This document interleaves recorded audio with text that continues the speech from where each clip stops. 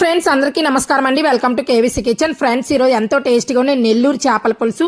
చేప ముక్కలు కడిగి పక్కన ఉంచుకోవాలి. ఒక ప్లేట్లో ఒక స్పూన్ పసుపు, ఒక స్పూన్ కారం, ఒక స్పూన్ సాల్ట్ కలిపి ఈ చేప ముక్కలకు పట్టించుకొని పక్కన ఉంచుకోవాలి. స్టవ్ వెలిగించుకొని స్టవ్ మీద కళాయి పెట్టుకొని ఒక స్పూన్ ఆవాలు, ఒక స్పూన్ ధనియాలు, ఒక స్పూన్ జీలకర్ర, 1 టేబుల్ స్పూన్ మెంతులు వేడి చేసి పొడి చేసి పక్కన ఉంచుకోవాలి. స్టవ్ వెలిగించుకొని స్టవ్ మీద కళాయి పెట్టుకొని 5 స్పూన్లు ఆయిల్ వేసుకొని ఆయిల్ మరిగిన తర్వాత ఒక స్పూన్ ఆవాలు, 1 కప్పు ఉల్లిపాయ ముక్కలు, 4 పచ్చిమిరపాయ ముక్కలు, కొంచెం కరివేపాకు ఫ్రై చేసుకోవాలి. 2 స్పూన్లు కారం, 1 స్పూన్ సాల్ట్ వేసుకొని ఫ్రై చేసుకోవాలండి. బాగా ఫ్రై అయిన తర్వాత 2 టమాటీలు జ్యూస్ వేసుకొని ఫ్రై చేసుకోవాలి. ఫ్రై అయిన తర్వాత 1 కప్పు చింతపండు రసం వేసుకొని మరిగించుకోవాలి. మరిగిన తర్వాత పక్కన పెట్టుకుని చేప ముక్కలు వేసుకొని మరిగించుకోవాలండి.